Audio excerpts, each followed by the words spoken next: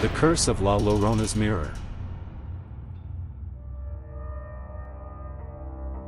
In a quiet town nestled along the Rio Grande, there stood an antique shop few dared to enter. Hidden beneath layers of dust and forgotten memories, it was a graveyard of trinkets and relics from lifetimes ago. The owner, a reclusive old woman named Señora Morales, never advertised her store. She claimed it wasn't a business, it was a prison for haunted things. And the most dangerous of them all was an ornate mirror, locked in a cabinet draped with rosaries and dried sage. She called it El Espejo de la Llorona, the mirror of the weeping woman.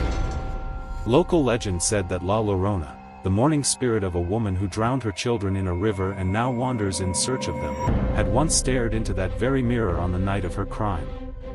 Her soul, broken and vengeful, had left an imprint on the glass. Anyone who gazed into it would hear her cries.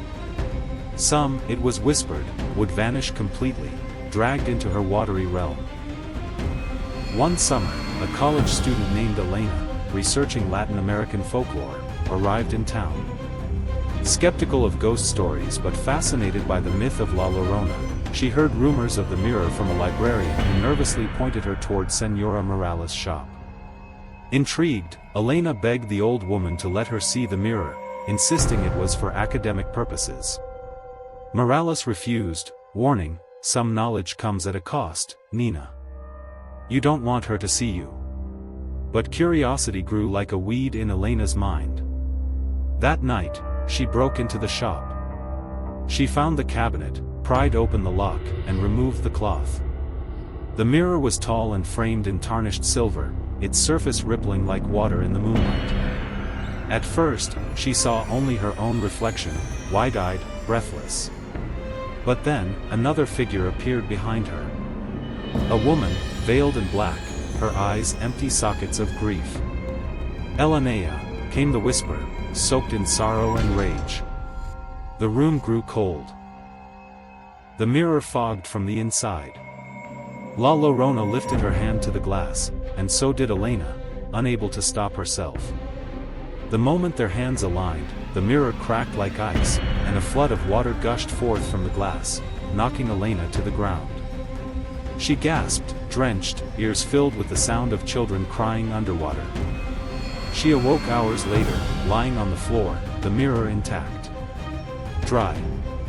Silent. But her reflection was gone. Where it should have been, there was only the faint shape of a woman in black, her face hidden behind a veil. Elena fled the shop, terrified, but her horror had only begun. She could no longer see her own reflection, not in mirrors, not in windows, not in water. In their place, La Llorona appeared, weeping, reaching out, calling her name in the dead of night. Worse, those around Elena began to suffer. Her roommate drowned in the bathtub. A professor was found at the edge of a lake, staring blankly into the water. Wherever Elena went, the cries followed. Señora Morales, upon seeing the girl again, shook her head with sorrow. "She saw you. Now she owns you." To this day, the mirror is back in the shop, sealed tighter than ever. They say it hums during storms, and if you listen closely, you can hear a woman crying on the other side.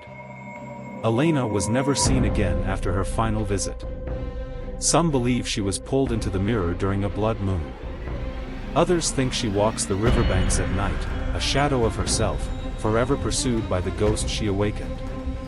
So if you ever find yourself in a dusty old shop with a mirror wrapped in rosaries, don't look. Don't listen. And whatever you do, don't let her see you.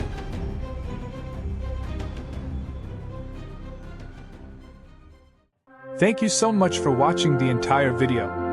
I wish you a day full of joy, good health, luck, and happiness.